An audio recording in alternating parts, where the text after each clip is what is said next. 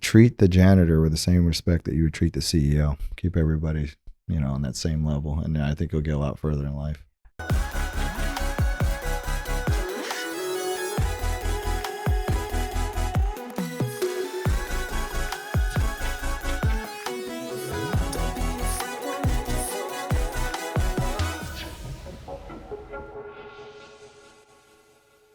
Hey everyone, welcome back to another episode on the Divinely Disruptive podcast. I'm your host, Jane Powers. Today in our studio, we have our first male guest, and I am so excited. He's not only a great family friend, but he is the boss. He knows how to hustle, and he knows how to make shit happen. Marvin, welcome to the studio. Thank you for having me. For people who haven't met you yet, tell us a quick little bio of who you are and what you're about. Well, my name is Marvin Furrow, originally from Seattle. That's, you know how that goes. We go way back from Seattle, moved out to Vegas about 2008. I say around 2008. I just knew it was a bigger city, kind of wanted to take over like Vegas, everyone's like Vegas, Vegas, Vegas, right? So come to Vegas, and I was just bartending and then became a bar manager. I like what I did. I was an entrepreneur in Seattle. So I owned my own construction company for about 4 years up there, but I hated that work. It wasn't me. I mean, there's plenty of people for it, but not me. I just cold weather, rainy. I was just like, I'm Islander. I need to stay warm, whatever. I just got to do what I do. So came out here and I saw these bartenders out in Vegas, just having so much fun, working in this industry, making great money, and then not bringing the stress home with them, whatever works. And that's what I kind of want to do. I was like, I got to get out here. So, and I didn't know anything. I didn't even know how to bartend. So I went to bartending school, whatever, became a bar back really quick. And then, jumped in, I started bartending, then became a bar manager, then a beverage director. And as you know, I won't own a bar today, but like, we'll backtrack a little bit, but like, that's kind of that's how I got started. So then initially I opened an SMP, and for people who don't know what SMP is, it stands for scalp micro-pigmentation. This isn't my hairline, but that's something I needed to do. So I'm Filipino and Italian. Okay. And I have like really white skin, and I was losing my hair, and then it was going all the way back. I was looking like George Jefferson. I didn't like it, and I was like, "There's got to be a better way." Can you just tattoo that on?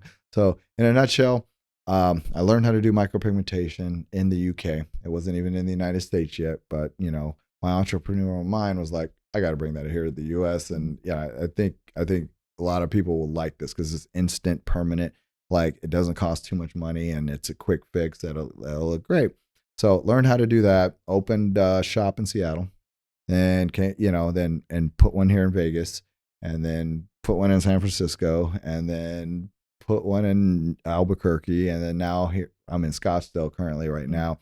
So did that. So always looking to improve and get better. Of course, you don't put all your eggs in one basket. Any millionaire will tell you it takes 7 forms of income to be a millionaire. You don't put all your money in just one little thing and just kind of hope, one thing goes bad, you're screwed, right? So it's good to have all these different avenues and way to go. So whether you're investing, stocks or real estate or, your own business, keep compiling that up, and you'll win in the end, right? So, keep that in mind. Those are the 7 things that you need to look for or do. But just do whatever you do, just do it. You got to enjoy it. You got to have passion in it, right? If you're just looking to make money, you'll never win, right? But that's me in a nutshell. I'm 48 right now, but like, I've been around. So, I'm just honored to be here on your show. It's really cool. Glad to be here. Yeah, no, thank you for sharing. And that's a very large nutshell you got. Yeah, it's a pretty big nutshell. Yeah. But, a little backstory of even how Marv and I met is ironically through my husband. Mm-hmm. And I just remember, you invited us over back in Seattle. And I remember just having a seat with your girl. And I would tell her, I'm like, okay, don't take this the wrong way, but I like Marvin. And she's like, what? I don't really hear that often from a woman. And I said, no, like his vibe, just something about him is very, very intriguing. And being Korean American, also an overachiever, played professional golf. I mean, my story. And I shared a little bit on the first episode just so people knew a little bit of who I am and how I was raised. But dude, like even before I knew what you were about, even before Nick even told me who you're about, just your energy, your fire, just even your manners, it's just exceptional.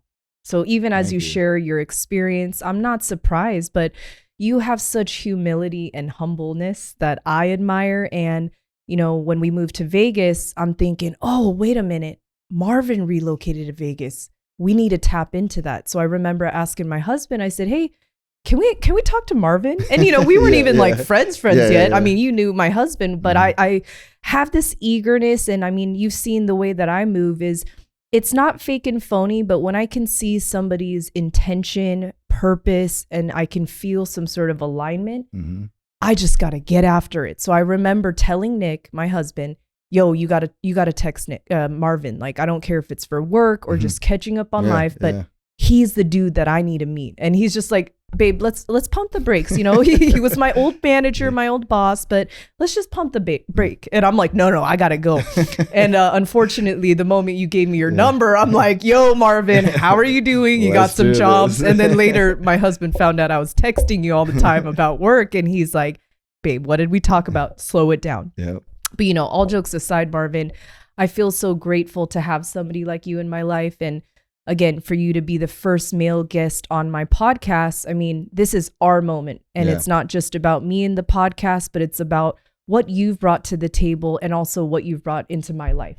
So, you know, I really honor that about you, because people who may know of you or see you on Instagram and social media, they might see a good looking brother and thinking, oh, he probably came from money and things probably came easy. But let's be real, it did not. No. So when you said, you know, humble, you know, whatever, it's because, you know, I grew up poor. You know, I didn't, you know, my dad was military and didn't know him. You know, he left when I was young. I had a little Filipino mom who doesn't, you know, she couldn't really support, you know, back in the day. So, you know, we had to grind for ourselves. We had to like, you know, I like nice things. You know, I was like in school, I was like, I really got to be a dishwasher. I need to pay for my clothes. I got to do whatever I need to do, whatever it took. We had to get there, and being humble comes from working every position. If you work from the dishwasher to a cook, you know, to every position or whatever it may be, whatever field that you're in, if you've been through the bottom to the top, you have to put yourself in those people's shoes. And I've been to the bottom to the top. So being on the top as a manager or an owner of a place, I could always look, you know, and put myself in that person's shoes. How could I help them? Because I wish there was somebody who could help me get along faster. I wish there was a me to kind of help me. You know what I mean? Back in the day. So that's why I'm humble, you know, because everybody has to start somewhere. And like, why hide secrets and why hold things back if you could help people get better? Because they're going to only help their families and so forth. It's like a snowball effect. So that's why I'm humble, I guess. You know what I mean? Now, okay, where did you get your mindset and motivation? Because I know I have my story, but just your relentlessness to just keep going really amazes me, because I know it hasn't always been an easy ride for you. But where did you get all that motivation? I think it was competitiveness. I was in sports when I was young, and I just hated losing in anything. You know, whether it's tic-tac-toe, whether it's a video game, whether it's actual sports, whatever it is, I wanted to win. And, you know, that's just life. And life is a game of not necessarily winning, but just like trying to do best that you can in whatever position that you're in. Like if I went to a job, I'd always say, who's doing the best? I want to be better than them, right? So nothing against them. I'd be cool. I'm like, yo, what do I got to do to be at your level? Like, what did you do to get here? Because I like what you have. You know, if you're gonna listen to somebody's advice on something, they better have what you want. You know what I mean? It's like, for instance, if you're in a relationship, why would you ask people who keep breaking up or having divorce? I want to ask somebody who's been married for like 60 years, like, what did you guys do right? Was it separate bathrooms? I mean, what is it? You know what I mean? Like, I need these little details that's going to make, get me to that next level. So it's that drive. And I just want to keep growing, keep getting better. Like I'll start a new project, and then when I finish it and I nail it, it's off to the next one. You always got to keep bettering yourself. And I just think that's what it is. It's not even about money anymore. It's like a game of just winning, whatever it is at that point, I think that's what it is. That's awesome. It's just competitiveness, know, and maybe being a Capricorn. Yeah. No, and that's, again, a lot of similarities, for everyone listening and watching right now. We're also Capricorn, so we share that. And I kid you not, it's almost like we were born in the same womb and somehow we got separated at birth. Yep. The more you talk, I'm like, you get me. I'm trying to be like you and you're trying to be like me. This is great. Yep. So, as an overachiever, as you elevate in this lifetime as well, how do you seek mentors, and, who are your greatest mentors? That's a great question, because back to what I was saying, you want to see somebody or know somebody who basically has what you want, like what type of mentorship. And honestly, I only find it through the internet, because there's not too many people that I know, today that who even talk to you or who are humble, who want to tell you everything. So I'll look at guys like Gary Vee, you know what I mean? Like, he's somebody who's successful and who's achieved. I listen to a lot of motivational speakers, Warren Buffett, somebody's great like that in real estate. I'll pay attention to what they have to say. There's a reason why they are where they're at, right? Like, that's what I want. Like, let's shoot for that, And even if we fail, so if you look at it like this, right? So let's just say you get Warren Buffett worth 90 million. You get these guys that are worth tons of money, right? Even if you're shooting for that, and let's say you fall a little bit short or short at a couple million, oh darn, like, you know what I mean? It's like a good thing, right? So I look at those guys, Warren, just people with good advice, and I try to keep myself motivated, like. And always learning, like if whatever you do at night, or if you're driving in your car, things is an hour away, I'll pop on a YouTube video of just something, just to learn something or what I'm doing, or just keep your mind sharp, whatever you're doing. You're just not wasting it, just listening. Not saying music is good. You got to unwind sometimes, but sometimes you need to keep learning, right? If you're just sitting around, learn something educational that could help you and get you to where you ever need to go. I mean, that's just like, time is limited. The older you get, that door is shutting quick, right? And if you don't act on it, you're going to lose. Speed is everything. People consume so much time on trying to be perfectionists, and in doing that, you're going to end up losing and missing the whole ball. The people who get things done faster are going to win, because they're going to make little mistakes, but they'll fix it as they go, and it's already in action, right? But for those guys who just sit there and try to be perfectionists, you're going to fail. You're going to lose. Just get it going. Start that business. Just go buy the LLC. If it's the wrong one, go do it again, right? But you're learning by your mistakes. You've heard that cliche. You only learn from your mistakes, and that's so true. You're gonna learn from your mistakes. So, and I made plenty of them, and I still am, and I still will. But you know what? I'll learn from them, and I'll keep moving. You know what I mean? No, and you share a lot of wisdom, Marvin. Thank you for sharing. And I kind of gave you a trick question, because if you were to ask me, who are your mentors? Who do you speak to? Like, every time you talk, it makes me laugh, because we are very similar in that. Because even Nick, he's like, don't you have friends to talk to or people to go learn from? I'm like, yes, it's called YouTube or books or podcast or audiobooks. Yep. But I also believe, because I have a relationship with God, I always preach about spirituality, not religion. And we tap into this realm where, without being conceited or arrogant, we, especially yourself, Marvin, I look up to you in this way, is you're different. And I know some people might say, Jane, you're sounding really arrogant. It's like, no, I know I'm different. I know I'm created with a very unique gift and a very unique way of approaching people and making things happen. And Marvin, you have that gift. So I think it's also important to have mentors, have people we look up to. However, you kind of said it already, is how can you make it better? Like, how can you make it Marvin style, right? There might be a great recipe. I know you mentioned you're really good, making drinks. I mean, I've had a couple and I was in paradise, okay, mentally and physically. But I think you are tremendous in all that you do. Even the few years that I've known you, Marvin, again, I keep saying you're humble because I've seen what you do. It's one thing to say, oh, Jane, I have these multi-million-dollar companies. I have these teams growing, SMP included, but you do something that I've never seen.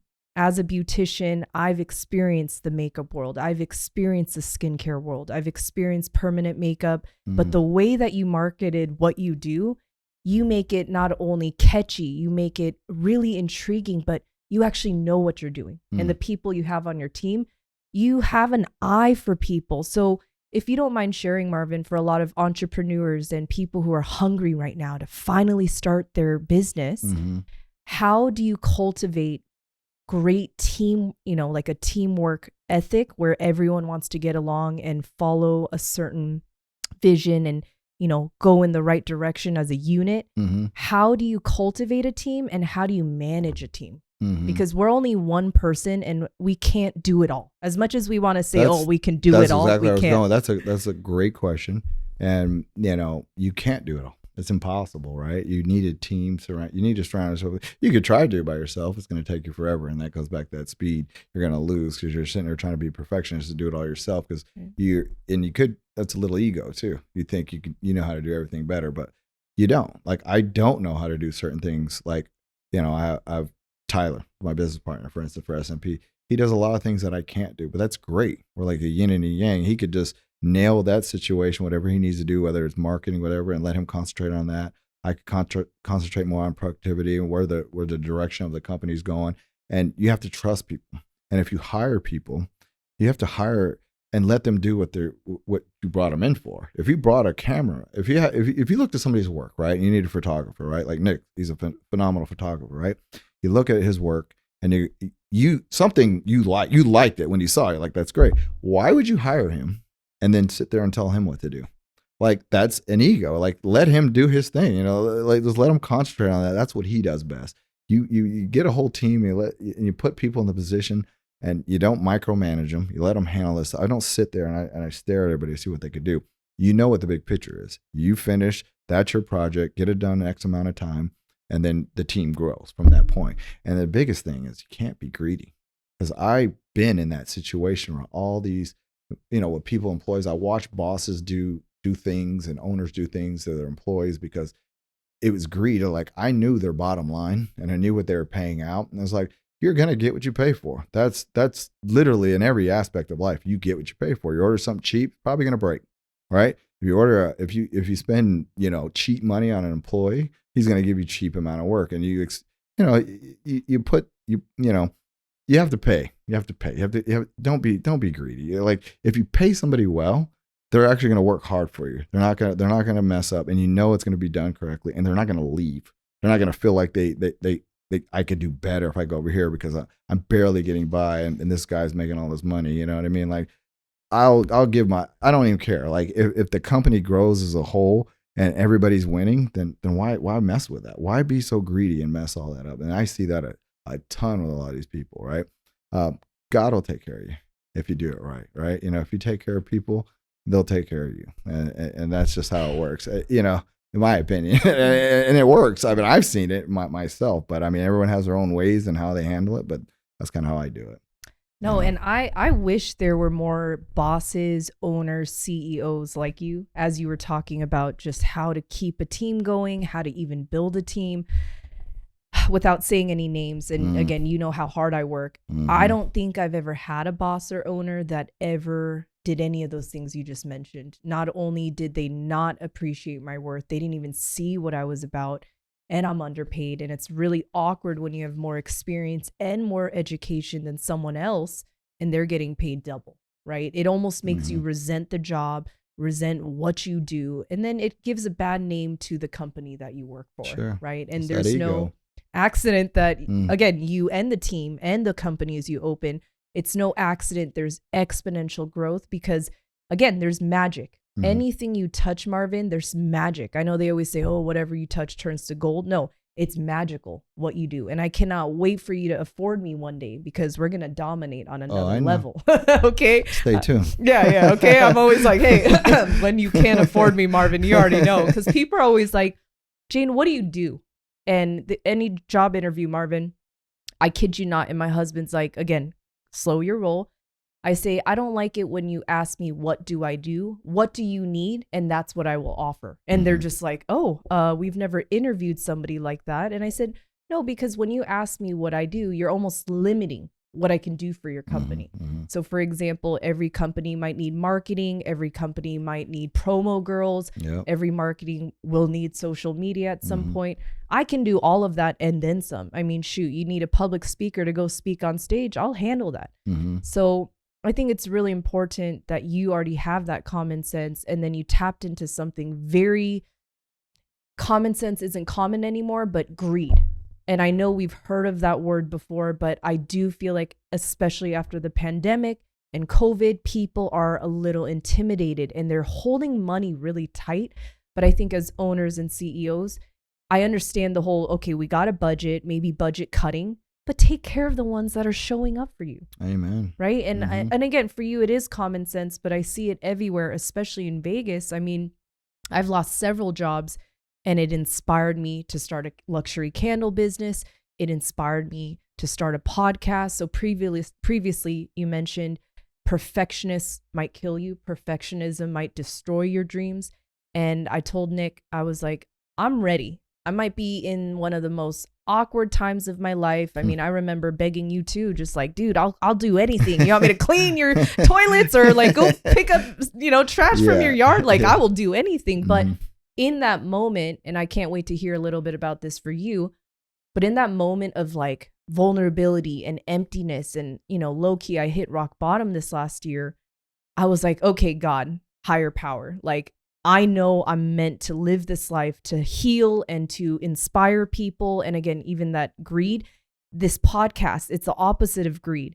If it was all about me and the Jane Show, I would have just had me and the mic. But I thought, no, through me, I'm going to connect with other brilliant minds. And through me, even people watching and listening right now, this is a moment to unleash something powerful. So even as you're sharing your wisdom, I mean, shoot, you could have been like, Jane, this costs money.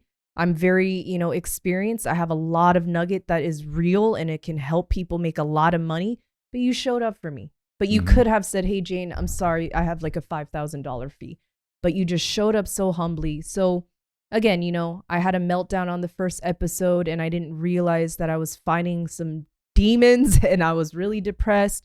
And, I don't ever show my emotions. You see me every time you need me, whether I'm going through some shit or not, I always show up. You know that, especially the people that you love, whether it's business, whether it's a guest at your restaurant or business, I always show up for you, Marvin. And that's just the type of person I will always be, is especially those that show love and respect. I will always give that to you 10 times. Amen. So for you, even if people may never believe this, have you ever had rock bottom moments, and have you ever fell down where you're like, shit, I don't know if I can get back up? Yeah, you feel it, I try to forget things when you're at rock bottom, right? You have to project yourself forward and almost manifest where you need to be. You're at your lowest point, but it's like, I can't get any lower, right? There's only one way to go up. And instead of dwelling on feeling bad or being low, because nobody cares. Nobody gives a shit if you're last or you're the last person. You know what I mean? If you don't do it for you, nobody else will. Nobody wakes up in their day to go, let me help this person over here. Nobody does that. So it's like you have to get off your ass and figure out what you need to do it, because nobody's going to feel sorry for you, right?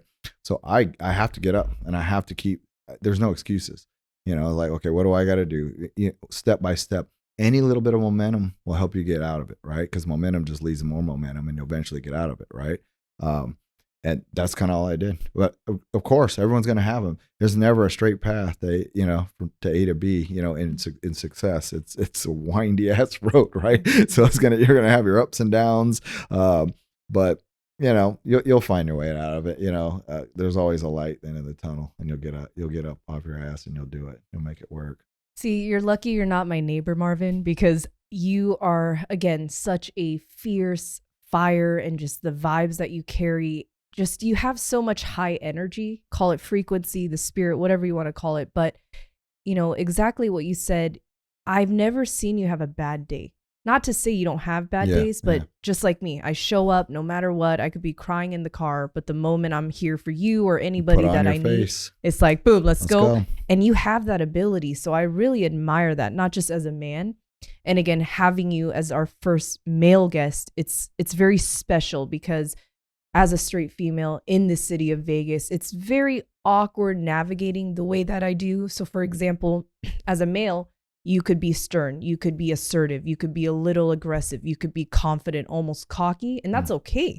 But as a woman in the city, sometimes I get a little bit of that side eye or that judgment. I mean, I'm sure you've seen me in rooms with big people. I don't budge. No. You tell me to shake hands? Absolutely. How you doing, sir? You're a trillionaire? Absolutely. Can I sit next to you? And so for you, as you've, I know you're relocated to Arizona, so congrats. Thank you. We got to go visit you soon. Yeah, you do. But in your experience in Vegas, was it difficult to navigate through, excuse my language, but shitty people and bullshitters? Because my heart. I grew up in the church, and, my parents always raised me, treat everybody like your brothers and sisters. But dang, Marvin, I didn't realize how many fake friends I was surrounded by. And, I've been hosting events, parties, all that jazz. And, I don't want to sound like a narcissist, but I just was kind of confused why nobody checked in with me. I'm the one that's always like, hey, how are you? What's going on? But how did you navigate yourself through the city and like kind of weeding out the fake ones and the bullshitters and the one that actually have your back? It's one at a time. Basically, you talk to somebody and you'll know. I mean, basically when if you want to do something with somebody, you do it, and then they kind of screw you over. You've been there. And once they do, you just note it. You don't have to say anything bad or do anything, but you just know that's a check. Don't keep knocking at a door that doesn't want to open. That hallway's long. Just keep walking down to the next door until eventually there's going to be the right door. And you're going to meet that cool person who could help you, and, vice versa. You could help them. And then you guys will grow as a team. You'll eventually weed out all the bad ones. You just have to keep sifting through them one at a time. And hopefully people are real for who they are. You have that judge of character. You kind of know right off the bat, but then, time will tell. Time tells all. In the end, you're going to find out if people are real or fake or not, right? And then the real ones are going to be real all the way to the end because they have the same goals and dedication as you do. So, that's your team. Those are the people who are going to win with you. The ones who don't, you don't have time for them. Just push them away. So it's just a thought, just another person in the past. Just move to the next one because there always will be there. There's always going to be a ton of fake people, and no matter where you are for that matter, not just Vegas. There's no magic city of like, oh, I go to this city, everybody's super cool. Wrong. Humans are humans, right? It's just human nature, right? It's in general for people, they have their own agendas. So if somebody has their own agenda, it's how they handle themselves, and that's why they push you off. That's why they're not thinking about you or for whatever it is, and you'll find that really fast. You'll find out really fast who's fake or not, and that's why people say, I only have a few friends that I could count on one hand. You know what I mean? Like true friends I could really lean on if I really have a question or if I really need help. You know who you could call. If you ever went to jail in the middle of the night, and let's say Nick's not in the picture, right? Like if you went to jail in the middle of the night, you already know there's only about 3 people I know I could truly call to get me out of this situation, right? And that's it. That's sad to say, but your circle is your circle, and it's going to be a great circle, and the older you get, your circle will be stronger, and who the people you can really count on. It's just time. Just kick them to the curb. Next. There's a lot of nexus. You know what I mean? You can still be cool with them, but just like, you don't have to burn every bridge you come across, but not to cross that bridge with certain people. You know what I mean? Now, I might sound ignorant asking you this because you are a mentor for me without even knowing. Do you have a mentorship program, or in the near future, not just for business, but just as people, do you ever plan to have like a mentorship program? Because you're just, again, you have so much experience in so many industries. You know firsthand how to build something into something huge, right? Will you ever have that in the near future? I don't know. I never really thought about it. I could see you doing that, like whether I'm probably a when I get a little bit older, but after a couple more businesses, and and then it drains you. Like every business that you open, it'll drain you. Like this one, it really like drained me. You know what I mean? Like getting this next location. You're going to cities, and you got to be brave in some aspects. A lot of people are so comfortable, where they're at. Like you guys did something that was great. You were in an area, and most people just get stuck. And once you're comfortable, that's when it's over. Like the second, like if you're not comfortable, then you're always growing, right? You're always growing if you're not comfortable, because you're not scared to try new things or do new things. Like you guys decided to get out that city you're in and move to a whole completely new city that you really only know a couple people. Let's be real, but it's hard. You don't know where anything is. You don't know any people. You don't know who can help you. Like you don't know anything, and it's like to keep doing that. It's tough. It definitely drains on you. But once you accomplish it and beat it, you feel like you could do anything again, and you're ready for another project, right? So, but it drains you over time. But like again, my goal is my 7 different forms of income, and once I have it, then everything's passive income and life's easy. You know what I mean? Because there's no amount of money that it's not like, okay, if I make $3 million, I'll be successful, because we all know the more money you make, Biggie said it, more problems. But it's true. It's like your lifestyle ramps up, and now you have to like maintain this lifestyle at 3 million, whether it was just, if you're making 50,000 a year, it's like, it will never end. You're never going to hit a certain amount of goal. It's just like, when are you truly free? When are you truly free? Like basically freedom is just doing whatever you want to do when you want to do it. There's no amount of money that's going to make that for you. So you have to know in your head what you really want, because materialistic things ain't going to make you happy. If you weren't happy with a coffee, why would you be happy with a Lamborghini, right? Like eventually you'll get tired of that, and you're just going to want the next thing. So it's just, it's in a rat race, right? Yeah, no, and I'm super proud of you too, just like as we're talking and catching up on life too. Just again, you hit so many things that I know people listening and watching need to hear. And it's very refreshing, because as a quote unquote hustler that never sleeps, at some point you have to think about what brings you joy, right? So I love that you brought that up, is especially being Capricorns. It's like, there is a number that's enough or a decent amount to live off. But with our drive and our grit, this, we're going to keep working or doing something till we die. We're not going to just sit here and get fat. Like that's just not how we roll. Retirement is death. Yes. It's the second that people have this notion in their head, like when I retire, that's it. When you retire is when a lot of people they have nothing to live for no more, because it was that job or it was that business that keeps them up every day, that gets them up, that they have something to look forward to do and accomplish, because their whole life we've been programmed to like, put out fires. You know what I mean? And that's what it is. You're putting out fires to get to certain goals, but those fires will never end. The second there are no more fires, you have nothing to do, like you're done. I mean, you know what I mean? So you're right. You're 100% right on that aspect. Like you'll always be doing something until you die, right? Like I just have this image as we're speaking about retirement, like you're in a wheelchair when you're like 120. Yeah. Calm down. Okay, I'm not dissing you. I'm like at 120, you'll finally be like, all right, I'll be on a wheelchair. But I can imagine that vision, and I'll probably have a wheelchair by then too, because I got back pains. But I just have this exciting feeling, we were chatting about people who actually will be the real ones, right? They'll support you from the beginning to the end. But I get excited because I tell Nick too, I know we're not in the same city right now, but there's certain people that you just always think about and you wonder about. I mean, people that you love, you don't even have to force it. Right? Like I check in with you here and there, and you don't even have to wonder or ask, right? There's no ulterior motive. It's like, Marvin, what's up? How you been? Or what's the next move? When are you in town? Let's go, right? And so those people are so special. And so again, just having somebody like you in our lives, it gives us this really cool comfort.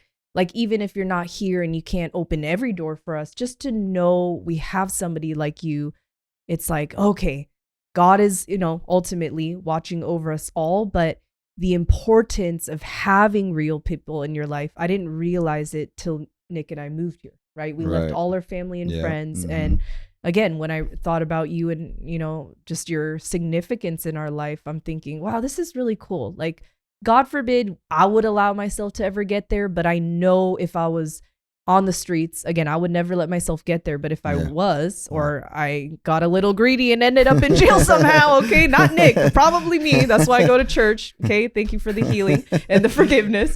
But I know I could call you and you wouldn't judge me, right? You'd be like, sis, come on. I'll just bail you out and then tell you what happened later. Yeah. Exactly. So again, just had to have a quick little moment to just say thank you. Just even as you're sharing, I'm taking mental notes right now.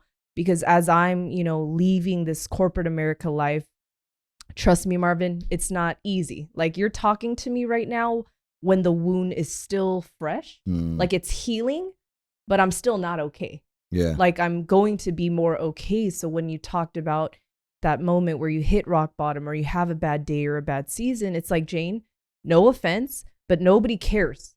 They don't. Right? Like you think people who are empaths and intuitive, well, shouldn't people treat me the way I treat them? You would hope, but just because we're givers doesn't mean people are going to give. And I think that's what you're holding yourself to. You would, maybe you feel like, what you did. The hard work you put in, like the above and beyond work you put in, and they're not recognizing, or people don't recognize that. They know it, but they'll never let you know because they have egos, right? And for you is like to think that you can't expect them to think like you think, right? And that's the problem. It's like, yeah, like people get mad because like, how would you not do that? Like how would you not see that? But they do. They just don't care. They're just different people, and you got to put yourself. Everyone's raised different. You know what I mean? And we know, like a normal person knows what you should do and not do, right? That's just kind of common sense. I think without the 10 commandments, we all figured out like you shouldn't kill somebody, right? Like, you know what I mean? But you need it though. It is a judgment that people see that they have to do. But like in the end, I mean, you just don't hold them to it. They're just different people. They're just not who you thought they were, and you just have to move on. Next, nobody cares. Like nobody gives a shit. At the end of the day, you have to think about yourself. At least you have a good partner who could help you through these things, and you have each other to lean on to get past that, because he's in your circle, right? He's in your inner circle. I'm in your inner circle. So you have a team, and there's a couple people out there. So we'll get there. We just have to keep sifting through these people, and just don't even, who gives a shit what they think? If they don't see it, fuck them. Next. Yeah. Next.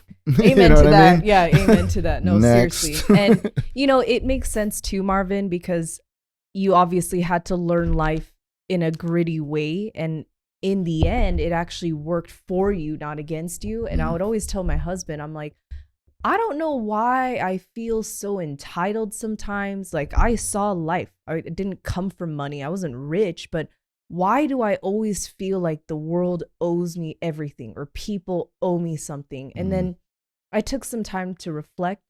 And I don't know if you understand where I'm going with this, but some people, I truly believe this, Marvin, we were just born with this gift. Call us psycho, but like we were meant to be excellent.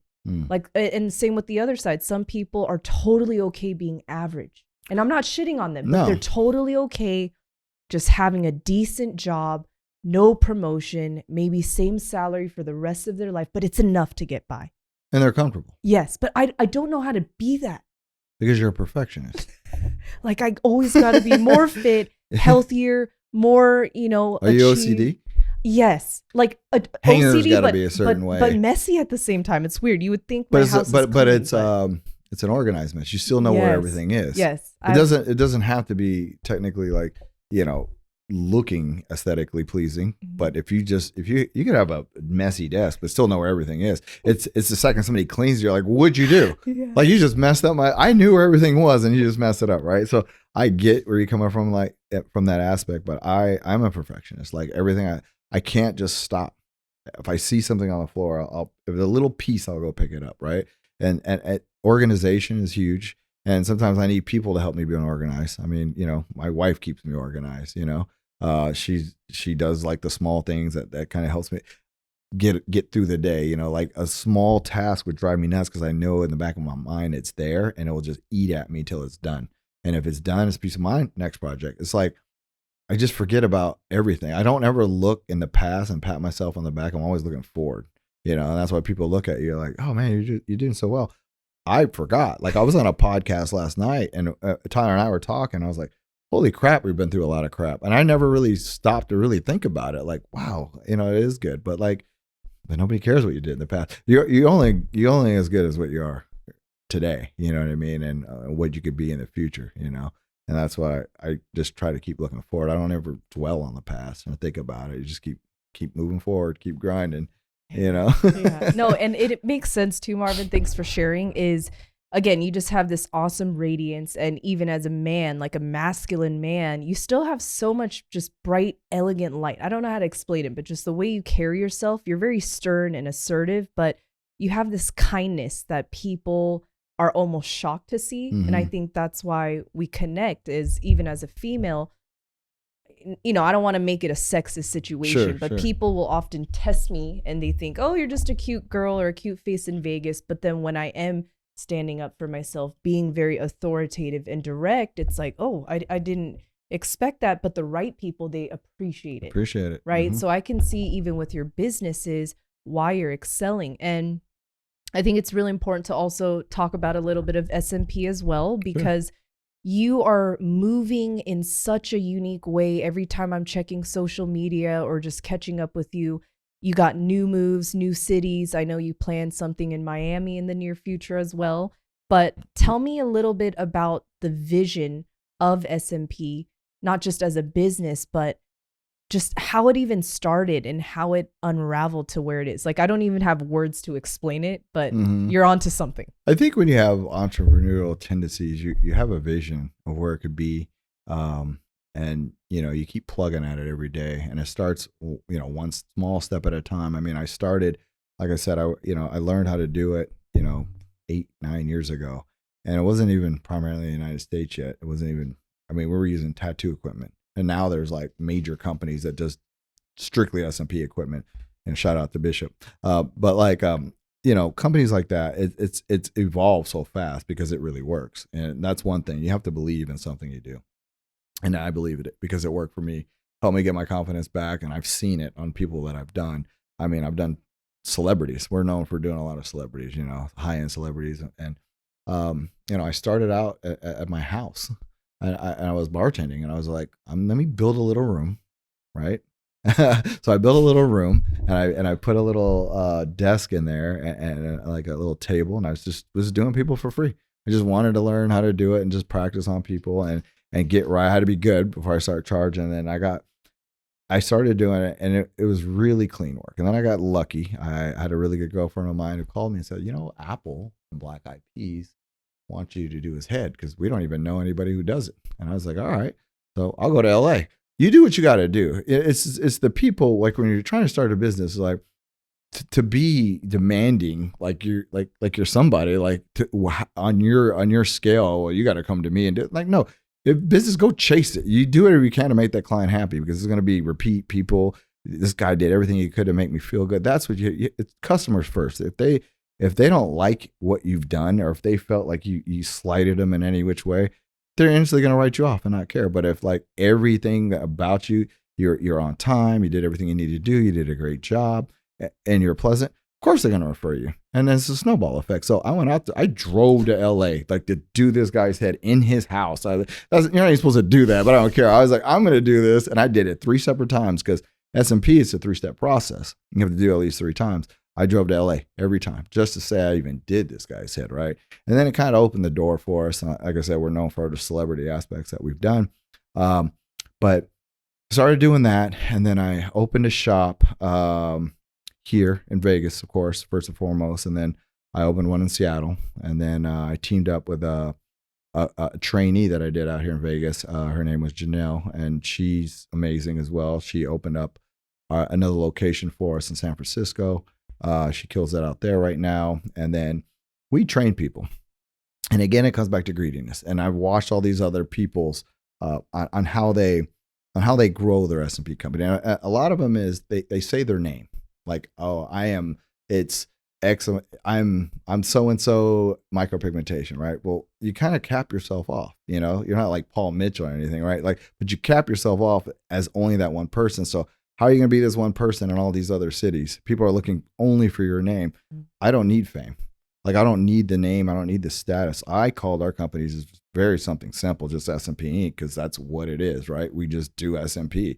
And that way, when we grow, we're a company. You look at a company. You're not looking for me. I don't need the fame. Like Tyler, you could have the fame. People could have the names. I don't care. I want our artists to grow, because I want people to go to them and help them. And like right now, we have so many employees that are master artists under our name. They're going to keep growing. Like we have another gal in Atlanta. Her name's Kanisha. She came down and trained. She kills it.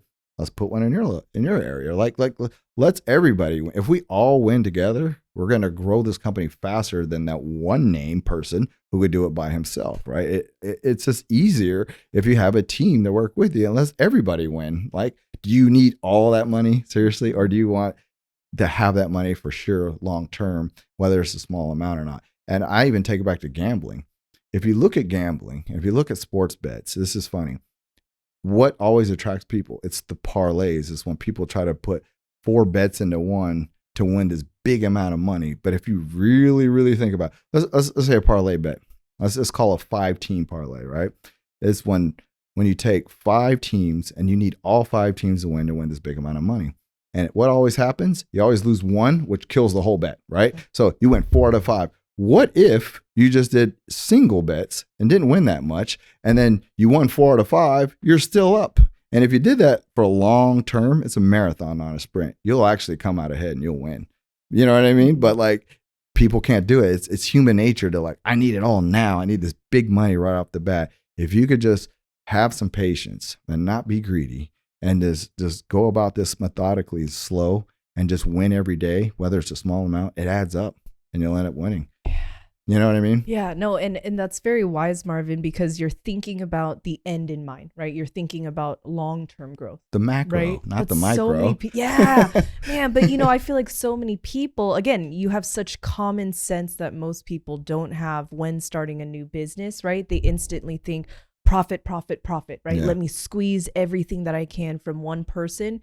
And this is, again, probably why I either got fired or had to leave a job, because it's just, they're driving me crazy. Mm-hmm. It's like, I want to dedicate my life to you and stay with the company, and whatever direction you want to pivot to, I want to be a part of that. But when somebody kind of shortchanges me or tries to lowball me, I'm already turned off by that. Mm-hmm. Right. Yeah. So in your growth, because I've never seen any companies in your field grow as fast as you do, what would it be like for somebody to join your team, or maybe listening in right now, they're very intrigued by you right now, right? Mm-hmm. Is, wait a minute, okay, I've heard of this whole micro-pigmentation thing. I'm balding, like, I'm gonna come see you soon because I have receding hairline. But if for someone watching and listening right now, they're interested in learning and maybe interested in working for you, what does that look like? Well, you obviously got to learn the product, right? Mm-hmm. You got to learn how to do this, and that requires training. Mm-hmm. Now, when you come and train with us, you'll come train with us, but we'll do essentially a one-on-one training. I need to know that you're really learning how to do this. I'm not just trying to take your money. There's a lot of companies that do massive classes, but it's hard to learn in a massive class, right? If there's 20 people trying to learn from one person and what they're trying to do, because I've been that guy. I've been in those classes, and you're trying to look, see what the hell's happening, or like the instructor will tell you, anybody have any questions? And if nobody raises their hand, you kind of don't want to raise your hand either, because you feel like you're an idiot, like, oh, maybe I don't know what's happening, right? And then we're just cruising along, and I'm not getting it, because I know this because after these people take classes with these certain massive classes, they'll come back to me and then they'll ask for a class with us one-on-one, because they truly are learning, right? If you go to college and you really need to learn how to get something done, what do? You get a tutor, a one-on-one tutor to help you out, so you really know that you're getting it. So we offer one-on-one training. We do a little bit of bigger classes, but for the most part, I want to treat you one-on-one. So we do one-on-one training with you. I know you understand it. You help work on live clients, and once I know you got it and you're good, and if you live 9 times out of 10, you probably don't live in the same city as me, which is fine. Which is good. And let's say you're from Nashville. I don't have anybody in Nashville, but I know you took my course and you're good.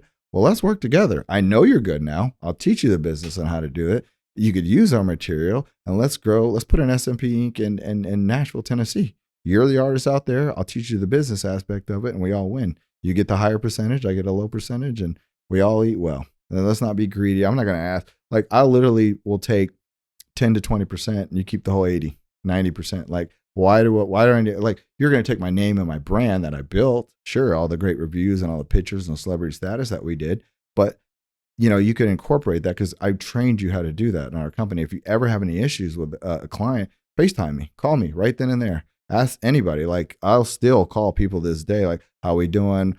They'll ask me a recommendation. What kind of ink should I use? What kind of needle should I use? We'll tell them, we'll walk them through the process. If they messed up, we could teach them how to do things. It's like, you don't feel like you're learning this on your own. You know what I mean? Because I did it on my own in the beginning, and I didn't know what I was doing half the time. Like, I messed up on my own. I had to get my own head lasered.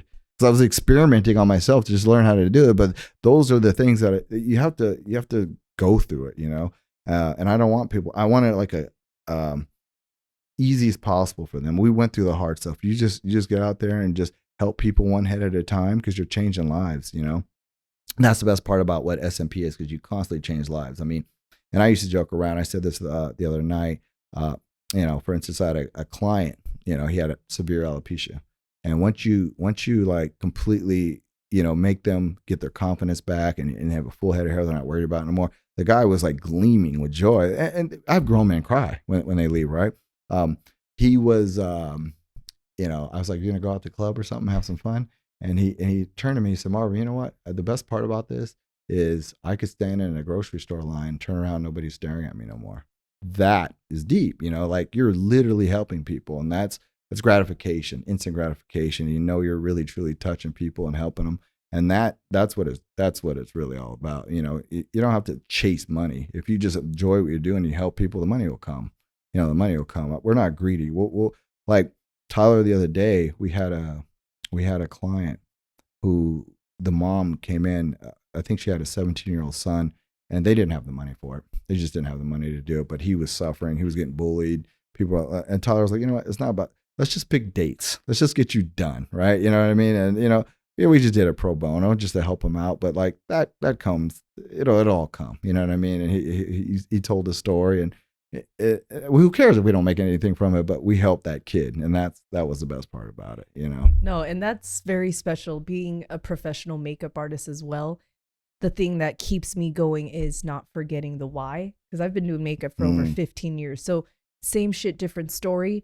For me, I could have just said, well, Marvin, I just like playing with makeup. That's not enough motivation for me to keep it as a career, right? I still do on-call mobile makeup. So when people fly in from different cities to Vegas, I provide that. But like you mentioned, it's that transformation, that look you see in their face when they see themselves like, oh man, we're not God, we're not a doctor, we're not a plastic surgeon, but to be able to physically use our hands and our gifts to bless somebody, to really elevate their life experience. I mean, that's pretty huge. It's a lasting experience, not just a one-hit wonder, but dude, you changed my life. Yep. So I love also that you really walk through with students or people who are interested, because I went to esthetician school in Seattle, and it was not that.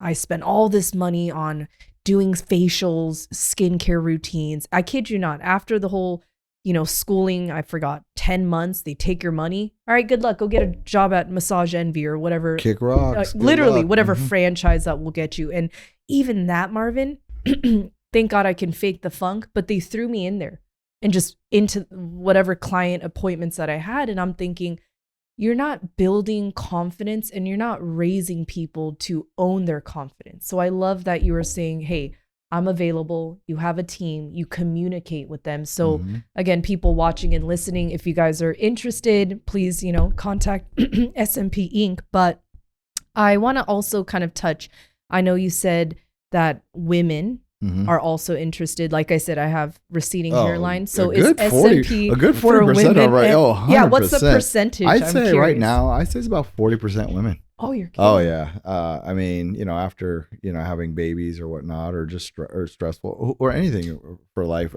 anything stressful or traumatic in somebody's life causes hair loss, just premature hair loss. And it's usually what I like to call the headband area. Yes. It's this whole particular area. Yeah. Mine's beyond the headband, but yeah. Well, so I mean, people back here, I mean, some people are cancer survivors, had to go through chemo, and hair just doesn't go back the same. So, you know, women aren't going to cut their hair for the most part. And we add that density back in just to give them their confidence back, because everything is snake oils. I mean, it's just fake. I mean, like hair transplants. I mean, they don't tell you what you really have to go through for hair transplants. I mean, you can only get 3,500 grafts per hair transplant that costs anywhere from, I don't know, $6,000 to $25,000 for one. But 3,500, your whole head, a full crown, just the crown, not the sides, usually about 100,000 follicles. So you get guys who are completely bald, and they're promised that they're going to look like Fabio when they're done, right? And then they have these little doll's hairs that's all placed on their head, and it costs them so much money. So they're just hanging on for dear life for these little bit of amount of money they put on. And oh, by the way, you have to take a pill for the rest of your life to lower your testosterone. They don't tell you that. Or like you have a scar on you that will never grow hair back. Like it's just like, and I feel bad for these guys, you know, and they go through it and they'll spend more money. It's like, you know, we could cover it in one spot, one session. Your head's completely even and full, and you look healthy, you're younger, you're youthful, your face is more framed out. And that's why people look bald, is because once your hairline is unframed and your hairline starts going back, you look different. That's why when the guys wear hats, their face is framed out, because beauty is comprised of how symmetrical we are, right? So the second you take your hat off, You know, where is way back here is like, whoa, you're not framed out anymore. You know, it's off, but we bring that frame back and just make you feel even. Your hair's more even, you're more fuller, you just look younger and youthful. And then, you know, unfortunately, society looks at us and they're like, oh, you must be unhealthy or sick or something because you're bald or whatever. Like, it's just genetics, you know what I mean? But unfortunately, it is what it is. You know, good luck for the people who don't. But people are getting, you know, as new generations are getting balder or older, women now, especially. I don't know what's going on with their food, GMOs maybe. I don't know, but like that could be a cause. Everything's changing. So if we could help somebody with their confidence, cool. For the people who clown and sit there like, oh yeah, these guys, look at he's drawing his hairline in, like that's something the men need for confidence for themselves. It's not trying to look good. They're not trying to get women or whatever. It's literally for themselves to feel better about themselves. I mean, what's wrong with that? You know, if you don't need it, cool, you look good. But we don't pressure anybody. We only help people who ask for it, right?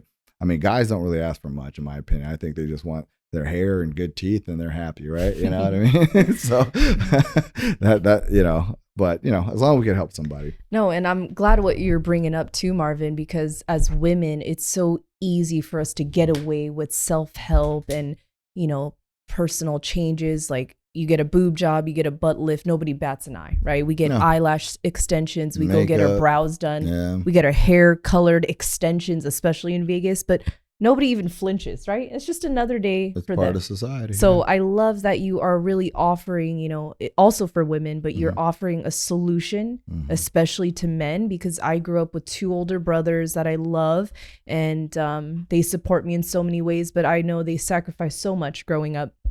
One brother, somehow he got the good genetics. He's like full set of hair still, right? And then my other brother got my grandmother's genetics, and I think I got my grandmother's genetics. We have receding hairlines, so I got to connect him with Bo or the Seattle team. Like for reals. I would love for him to do a consultation, but I remember just, he never articulated it, but like my family members would always make fun of him. Like, oh, are you stressed out? Like, come on, that's not funny. Right. So as you were mentioning, whether it's stress, genetics, the food we're eating, especially men, I do believe that everyone should have an opportunity to feel good about themselves. So they could concentrate on what really makes them happy or work or whatever, instead of stressing about what somebody's, you know, making fun of them or whatever. You know, if they could just concentrate on one thing, and if we could help them do that, and that makes it all worth it. Yeah, you know? I love it. Now, I know for sure, since we are so like similar, we could probably talk for 10 hours. Probably. But just for the sake of time, you know, I always try to be mindful and respectful. But you know, I feel like you shared so many life lessons, a little bit about your businesses and things like that. Something that I always like to ask every guest as well is, if there's 3 life lessons you would tell your younger self, what would that be? My younger self. Well, I look at it this way. If where I'm at right now, if I'm happy, then I wouldn't change anything, because I wouldn't be who I am if I didn't go through all those things. So I guess a lesson is, if you fail at something and if you do something, don't look at it as, you got to look at everything with a silver lining. There's a reason why something happened, right? And you don't know what that is. Like how many times you did something and you're like, you thought it was the worst thing in the world, but it ended up turning to be really good, but you didn't know it at that time. Like God has something other planned for you. Like you don't know what that is. Just look at it in silver lining. Like if my car broke down and I was so ticked off or whatever it may be, and then who knows? Like you might get a better deal, and you end up getting a better car down the road, and you're happier at that point in time. But something has to happen in order for you to get ahead, right? So, you know, I'm happy where I'm at. I'm like where I'm at. So I did a lot of things that I probably I can't say I regret, because I wouldn't be where I'm at if I didn't go through those experiences. You know what I mean? So I mean, that kind of sums it up in a nutshell. But things I wouldn't do when I was young, I probably wouldn't spend so much time caring about what other people think. I think that's something huge. The second you don't care about what other people think, you're going to get so much further in life, because a lot of people care too much about what other people think. Whether like, I got to have better cars, I got whatever. Like they're living above their means. They're trying to, like, you know, it's a point, fake it till you make it, but like to it, you got to sacrifice and still live, right? Yeah, I wouldn't try too much. I wouldn't indulge too much in trying to think about what other people think. Definitely do you. And if you don't care what anybody thinks, you're going to get so much further in life. You know what I mean? Keep your credit good. Keep your credit good. You know, credit's everything. It's going to help you a long ways. I when I was younger, I did everything, and my credit was messed up when I was young, and I had to like turn around and fix it and realize what, you know, people are telling. Listen to older people. Listen to older people who are successful too. Like, they're telling you that for a reason. It's, you can't have an ego thinking you know everything. You know, that's words of wisdom right there. Like, I kind of was that way sometimes. I was like, hey, I think I got this. I'll try a different route. You know what I mean? But in the end, it all comes back. You know, like, shit, I should have definitely kept my credit up. You know what I mean? Go get a house when you're young. You know what I mean? You know, like, don't look to other people, but like, you know, try to do something, create a business, you know, fail. It's okay. Like, people are so scared of failure. Like, it's okay to fail. You know what I mean? I've started a couple businesses and it didn't work out right away. I thought I was going to be, like I was going to be an inventor, actually. Like, I invented a piece called the Gojito. I don't think you ever remember that. You might know what it is. You remember the Gojito? A Gojito was like a device that I made. Like, I was bartending, and anything that had a need, I figure I could fix it or change it, whatever it is. So I was like, I can muddle something, put plastic on the bottom, advertise it, selling all these people right here. And I literally made molds in China and everything to get this done. I went to like every casino, so you need to put this in your pools because it's plastic. And the problem is with mojitos is what? When you drink them, all the mint and everything gets in your mouth, and it takes forever to drink, which slows the process of buying alcohol. So let's speed this process up. So the mojito was a device that sat on the bottom. I had to get a plastic that was that could sink. You know what I mean? So it sunk to the bottom. It had tiny little holes, perforated holes on it. The straw went in there like the McDonald's top, and then I was able to muddle all the mint on top. But what it was, it would prevent the mint from getting into the straw, which means I could drink it in 2 seconds. You could advertise on it and everything. That was the greatest invention ever, right? Failed.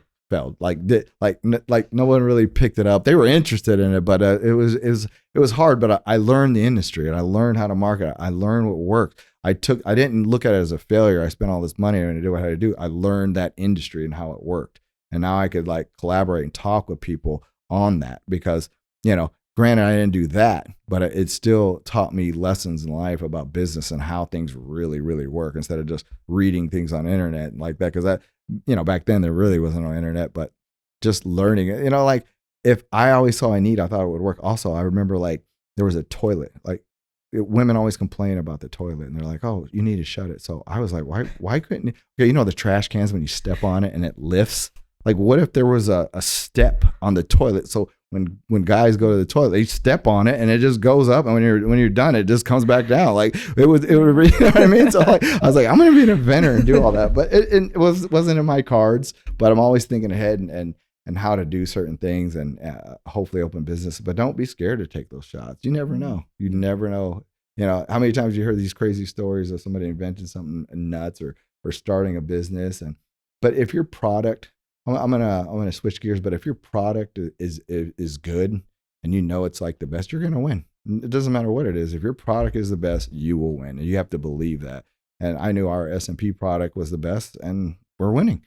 You know, I just push it out there every day and grind. Just do something towards that goal every day. Every day. That's another thing. You know, just don't take days off completely. You know, you could take the majority of the day off, but at least, you know, do something towards your goal. That every day, and then it'll eventually accumulate. It's like walking stairs. Eventually get to the top, right? Do that. You know what I mean? Now you guys get why I had you as the first. I'm like, yes, brother, I received that. No, really, I really respect everything you have to say. And I think especially being a stubborn individual, I respect those that have walked in it. They don't just talk the talk, but they walk the walk. So as you're talking, I'm like, no, Marvin, every word, every lesson, every wisdom you shared, I'm really taking it in. And I know that this is some valuable information that people listening and watching can really take at home. But you hit so many, you know, key points is perfectionism will kill you. Mm-hmm. Take it easy on the greediness. I know we all want to win. I know we all want to get money, but sometimes greed will destroy everything. Mm-hmm. And I also love that you kind of mentioned, you know, like go after it. Whatever vision you might have, be okay to fail. Like your, you know, creations that you created, you had the right intention and it didn't work out, but you didn't take too much time just sitting in it. or dwell on the failure. You just keep pushing and moving forward and try something else. You know, that just wasn't in my cards. So next, you're gonna have to keep plugging away. Like if you think that you just do one thing and then you're gonna hit a home run, it's not gonna happen. When Steph Curry shoots, he didn't make his threes right away, right? Eventually it took a lot of practice, a lot of misses before he started making them. And now he's the best. I mean, he put in his hard work, but it takes hard work. Don't look for this magic pill or this quick thing. You have to put in the work. I don't care. You can't name me a millionaire who didn't put in the hard work to get there, unless they were born with it, right? And I wouldn't want to be those guys. People were born with a lot of money. There's no value in anything anymore. So those are the ones who always end up, committing suicide or something, because nothing means anything to them no more. They had it all in the beginning. Like, I'm almost glad I suffered in the beginning, because it made me respect money a lot more and respect my time to get what I needed to get. You know what I mean? So if you're not born with a silver spoon up your butt and you really want to work, go after it, and you'll appreciate everything a lot harder, and you'll work a lot harder to get there. You're not just going to blow your money on dumb crap, because you know what I mean? So I mean, that's where I come from. No, and I love it, Marvin. Thank you so much for sharing. And just even as we are summarizing this podcast episode, again, this is one of many. You'll be back soon, so don't you worry. But I think something that you indirectly have shared on this podcast too is just be a good person, right? No one's asking you to be a perfect person, but just be a good person. I feel like reputation is huge, and there's no accident. Exactly. So just to have, people like yourself on this podcast, I feel so blessed, grateful, and humbled to attract these people. And so I think, reputation, respect is huge. And I already know people watching and listening, they're probably shocked how I have somebody like you and other great people on the podcast. But for me, I don't like to force anything or fake the funk. I just try to show people who I really am. I like to say who I really am, because in the city of Vegas and beyond, it's easy for us to, maybe create a facade, or oftentimes we change how we show up because we think that you need me to be a certain way. True. But for me, I'm like, no, I know I'm a little out there. I know I'm a little assertive. I know that I'm very masculine for a female, but the more we embrace who we really are and who God created us to be, I think that just in that authenticity, magic flows and alignment flows. And so I just feel so honored that you're a part of that alignment. And in this new year, I know most people, they think, oh, what can I do more of? But Marvin, ironically, this year, maybe you can resonate with this, is it's not so much doing more, but doing less of the things that no longer serve me, doing less of the things that don't impact my future, and doing less of the things that are not in alignment, because so often people create these false realities where, oh, I got to do more. No, we're missing the point. Sure. I think it's doing more of the right things, being more strategic, quality over quantity, whether it's daily to-do list or even people in our lives.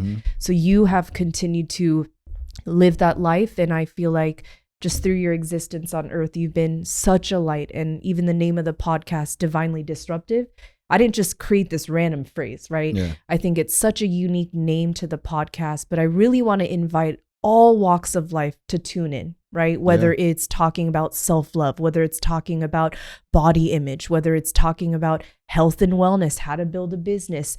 This podcast is for anybody who wants to just level up, elevate, but also understand the importance of just spirituality. And again, I talk about God, but this is not a religious podcast, right? If you want me to take you to church, I can, but that's not what the point of this podcast is, right? Everybody has an opportunity. So thank you also for opening doors for so many people. I can already sense people watching and listening. They're excited.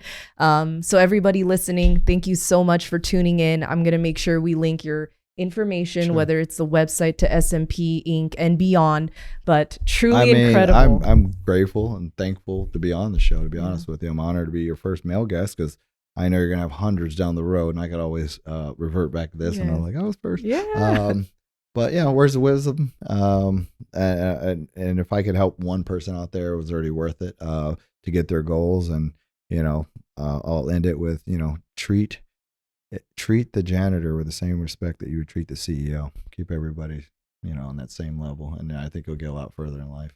Man, thank you so much. All Full right. of wisdom, Marvin. All right. Thank you so much, everyone, for tuning in. And until next time, protect your peace and keep shining your light.